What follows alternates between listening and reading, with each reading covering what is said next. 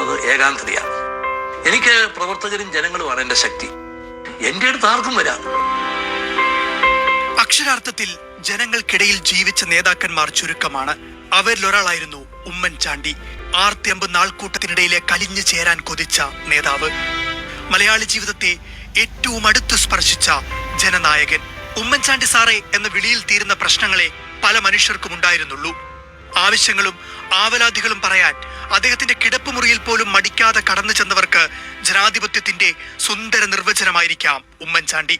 കാന്തം പോലെ മനുഷ്യരെ ആകർഷിക്കാനുള്ള അദ്ദേഹത്തിന്റെ സൂപ്പർ പവർ വശമുള്ള അധികം നേതാക്കളില്ല ഇന്ത്യൻ രാഷ്ട്രീയത്തിൽ. 1970 തെരഞ്ഞെടുപ്പിൽ ഉമ്മൻചാണ്ടി എന്ന 27-കാരനൊപ്പം നിന്ന പുതുപ്പള്ളിക്കാർ പിന്നീട് ഇന്നുവരെ ഒരു തിരഞ്ഞെടുപ്പിലും മറ്റൊരു പേരിനെ കുറിച്ച് ചിന്തിച്ചിട്ടില്ല. അരനൂറ്റാണ്ടിലധികം നിയമസഭാ സാമാജികൻ എന്ന റെക്കോർഡും ആ സ്നേഹബന്ധത്തിന്റെ അടയാളമാണ്. ഉമ്മൻചാണ്ടിയില്ലാത്ത മറ്റൊരു പുലരിയിലേക്ക് കണ്ണീരോടെയല്ലാതെ എങ്ങനെയാണ് രാഷ്ട്രീയ കേരളം കൺതുറക്കുക?